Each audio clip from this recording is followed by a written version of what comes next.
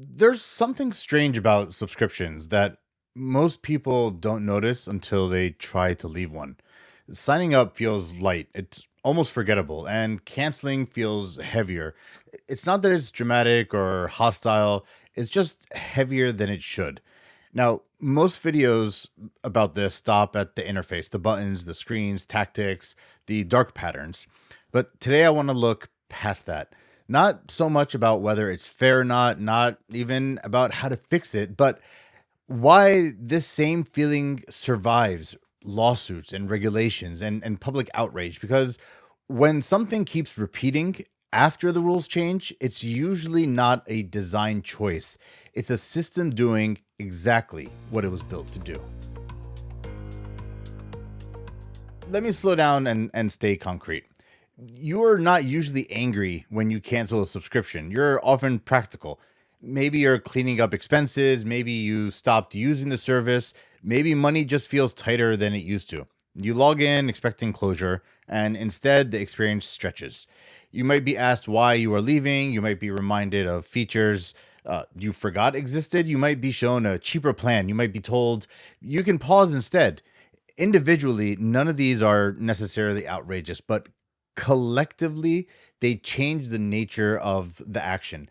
Canceling stops being a decision and it becomes a process. And that shift from decision to process is not accidental. And it's not primarily even about the user experience. It's about the pressure that the system has inside of it. Most people explain this friction the same way. They say that these companies are using dark patterns. So let's define that clearly because the term gets thrown around fairly loosely. A dark pattern, it's a design choice meant to steer users towards outcomes that you may not otherwise want, right? It's often by hiding options or using confusing language or introducing unnecessary friction. And yes, these dark patterns are real. The FTC, the Federal Trade Commission, has documented them extensively. In a Vonage case, the FTC showed that customers who signed up online were forced to cancel by phone through retention agents whose compensation was tied to what's called the save rate, the percentages of the cancellations attempts that did not complete. Now, there was another case with Amazon Prime where the FTC revealed internal documents describing a cancellation process deliberately designed to be long and disoriented. Internally, Amazon called this the Iliad flow. There was another case with Adobe. The FTC alleged that early termination fees were technically disclosed, but buried in ways that made them functionally invisible, leaving customers to not even try at all. And these aren't hypotheticals. These are legal law enforcement actions that started and came to a conclusion. So yes, deception does exist, but here's the critical thing, right? Even after these fines, even after the settlements, even after all of the rulemaking that went on and the laws that were passed, the cancellation experience still feels heavy, which means not that dark patterns don't necessarily exist. They do, right? But it means that dark patterns are not the whole explanation. They're just one tactic. It's not the entire engine. So let's narrow the lens a little bit. This episode is not so much about whether companies are ethical or whether subscriptions should exist or not. The idea of you will own nothing and be happy. This is just about the system itself, the subscription system. That's it. And the subscription system's ability to manage churn, volatility. And we're going to dive into this. Once you stay inside of this boundary, looking through this lens, the behavior stops looking arbitrary. So, what is churn? Churn just means customers leaving. In the world of subscription businesses, churn is not evenly distributed over time. People cancel in waves, right? There could be a wave because Netflix increases their prices. There could be a wave because there's layoffs or after holidays or free trials that convert or don't convert, right? There could be major product changes. Maybe a streaming catalog changes the titles that are available. And those waves, they matter more than just the raw numbers. Subscription businesses are valued primarily on predictability, not just revenue, right? So investors, they look at metrics like the annual recurring revenue, the net revenue retention, because they want to know how stable future cash flows are going to be for whatever the subscription business is.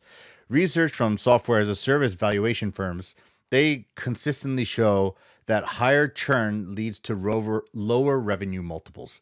And even modest increases in churn can materially, like meaningfully change how a company is going to be valued. And that is kind of the pressure that we're looking at. The system is not so much trying to stop you from canceling forever. That's not really what this is about. This is about trying to manage how fast cancellations resolve, right? Time is a variable that's being controlled here. And I'm going to get into this a little bit more. From a user's perspective, a cancellation is binary, right? If you or I want to cancel a service, we're either in or we're out. But from a systems perspective, from the perspective of a company, cancellation itself is like a full timeline, right? Did you cancel before the billing cycle closed? Did you accept a pause instead, right? Like when sometimes services offer you to, instead of cancel, why don't you try pausing your service for 3 months, for example, right? If not a pause, did you downgrade instead of leaving, right? Oh, so maybe the premium tier wasn't, why don't you stick around? We'll give you 50% off on the pro tier and you just stick around. Did you delay long enough to get billed just one more time, right? The timeline of cancellation. And each of these outcomes has a different financial impact. And that is why cancellation flows they're not just a single button. They're entire funnels, they're exit funnels. And so, what do these incentives look like from inside of the system? Right? This is where the internal behavior of what's going on with subscriptions becomes understandable. In the Vonage complaint that I mentioned earlier, the FTC documented that retention agents were financially rewarded based on the save rate. It wasn't about customer satisfaction or resolution speed, the save rate. And that incentive does not require malicious intent. It simply rewards delay and persuasion, right? The idea is the systems that are in place, what's incentivized. And in this case that we're talking about right now, we're talking about the reward system, the incentive structure being about delaying and persuading. Digital systems replicate the same logic without humans. Pause options exist because a paused customer does not count as churn when it comes to the metrics, right? Downgrade paths exist because partial revenue stabilizes the long-term forecast of the company. Targeted discounts exist because last-minute reversals matter disproportionately. The dark patterns amplify these incentives. They're not separate from the system. They are how the system expresses the pressure that we're talking about. And regulators have not ignored this, right? The FTC amended what's called the negative option rule to require cancellation to be as easy as sign up. States like California, New York, and Colorado require online cancellation if the sign up happened online.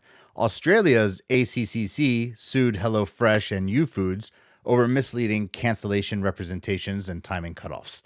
These interventions remove the most abusive practices, but they do not remove the pressure that's there in the system. They simply kind of constrain where that friction lives. And when phone only cancellation is banned, the friction then just moves online.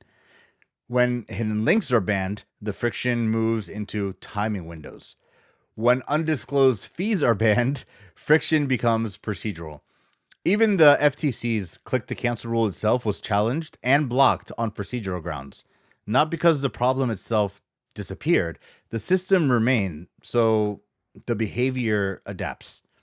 So, what does this friction migration look like when it moves from one part to another?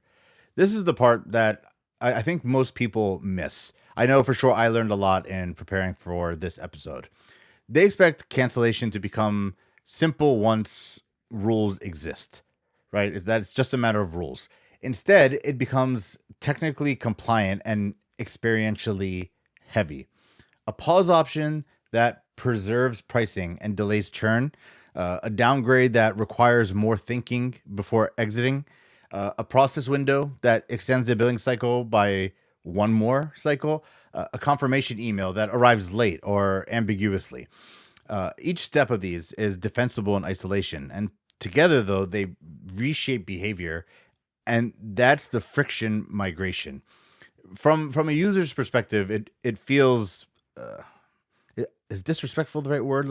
It feels disrespectful, right?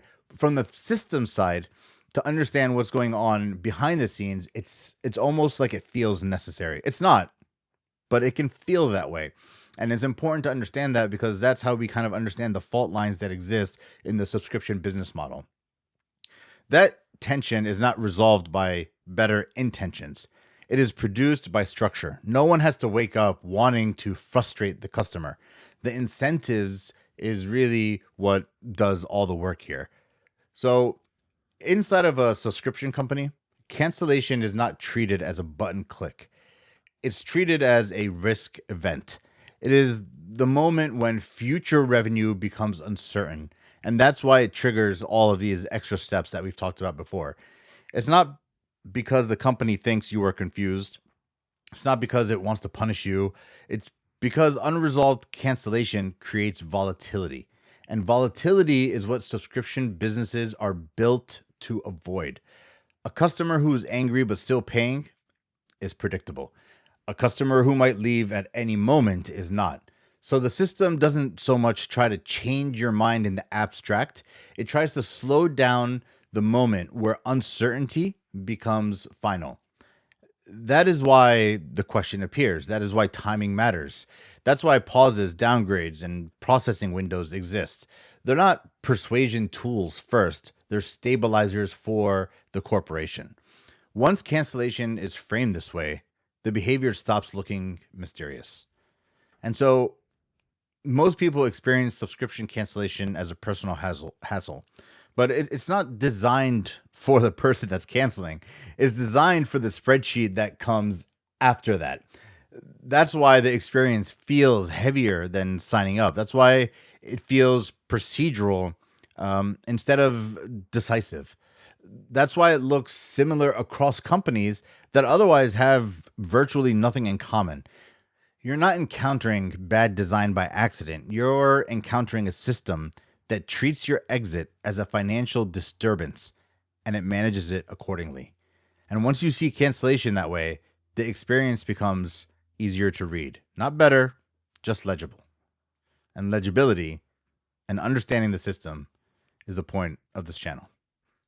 If you like this video, please go ahead and subscribe, leave a comment, and we'll see you next time.